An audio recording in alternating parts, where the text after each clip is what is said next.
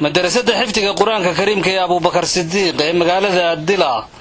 ee gobolka Awdal ayaa u qabatay 20 arday oo xifdiga quraanka ka bartay madrasadda xifdiga quraanka ee magaalada Dila ee gobolka Awdal. xafladan ay ka soo qayb galeen maamulka degmada Dila, macallimiinta iyo mas'uuliyiinta madrasadda xifdiga quraanka ee Abubakar Sidiiq ee magaalada Dila iyo marti sharaf kale oo fara badan. xafladaasi loo qabtay ardayda xifdiga quraanka ka baratay madrasadda Abubakar Sidiiq ayaa waxa lagu sheegay in lagu dhiiri gelinayo ardayda dhamaysatay xifdiga quraanka kariimka ee ka dhamaysatay madrasadda Abubakar Sidiiq ee magaalada Dila. waxaana halkaasi aad laga soo jeediyay mas'uuliyiinta madrasadda Abubakar Sidiiq ee magaalada Dila, maamulka laamaha dawliga ee degmada Dila iyo xubnaha taageerada dhaqaale u geystay madrasadda xifdiga quraanka kariimka ee Abubakar Sidiiq. waxaana kamid ah hadaladoodii runtii Dila xagga aqoonta waxbarashada maadiga aad ugu fiican tahay oo iskoolada ama yacni waxa weeyaan kaarma fiican ka galaan, laakiin waxa weeyaan quraanka kariimka ah iyo yacni marka la yiraahdo dhinaca diinta waxa laga yaabaa inaynu aad iyo aad carruurteenu ay ugu hooseysay hadda ka hor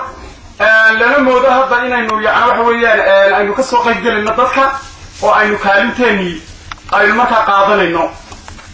sida runta ana qofka muslimka ah dee horta waxa weeyaan carruurtan waa ubadkeennii oo waa ubaxeennii oo waxa weeyaan waa midhaheennii xil weyn baana inaga saaran sida yacni waxa weeyaan ilmaha oo yacni cuntadiisa dharkiisa yacni waxa weeyaan wax walba inooga saaran yihiin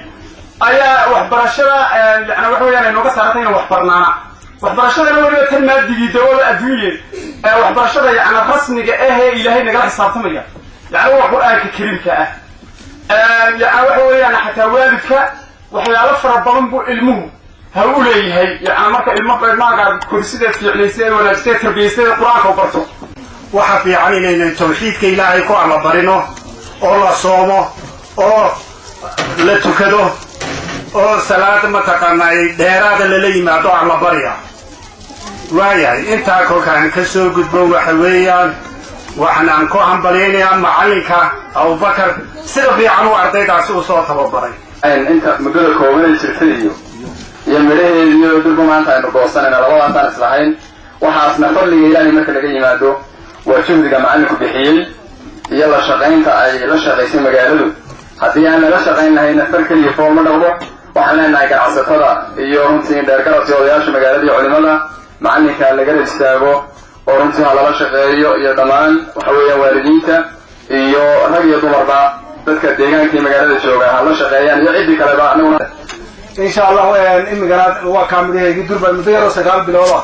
ayaynu durba midhaheedu fadhinaa. insha Allah maxamed sharaf gaar ah magaalada ka mudan yahay ilaahay xaqiisana miisaan badan buu ku leeyahay ayaan ugu rajaynaynaa. maantana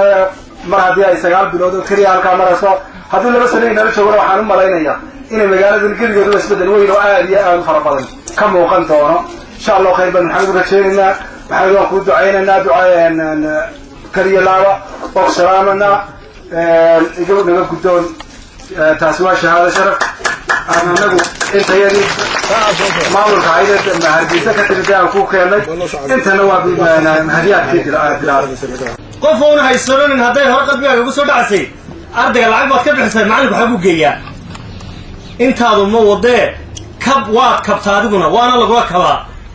marka waa madrasadaynu gacmaha wada hayno waalid iyo bulshadii kale aynu gacmaha wada hayno qoonta u soo jeesano siiba digriga ilaahay waa fi dunya wal aakhirah sayniska biology chemistry-ga computer science-ka carruurta looga saariyo boorama loo geynaya war waa adduunyo aakhira maaha qaar baa looga saaraa boorama la geeyaa maxaa u saartay ingiriisi iyo computerka halkaa ka barto war waxaas waa adduunyo laakiin kii aakhira waa kana ka muhiimsan labada kana ka qaalisan. waxa weeye dee waxta la isugu yimaado waa meeshii ugu farxadda batay uguna qiimaha batay. alxamdulilaahi rabbil caalamiin ilaahan ku mahadinaynaa. waxaynu bilaash ku baranaynaa diin. haddii la yidhaaho waa la iibinayaa ka warraba ninkaan diinta haysana waa la cagaaraya bal ka warraba nin iibsan kara ma iibsan karayahay bilaash kama ku barana haddaa bilaash baa laga bubiyan ama ku barana haa weeye rag iyo dumar toona markaa diintu waa arkaysaan hablaha u dhalay xaaji maxamuud xaaji markii la xagiyo way farxad. waxa weeye waa hooyada dadaashay carruurteeda haashim sheekh cumar good Somali Sat TV Boorama.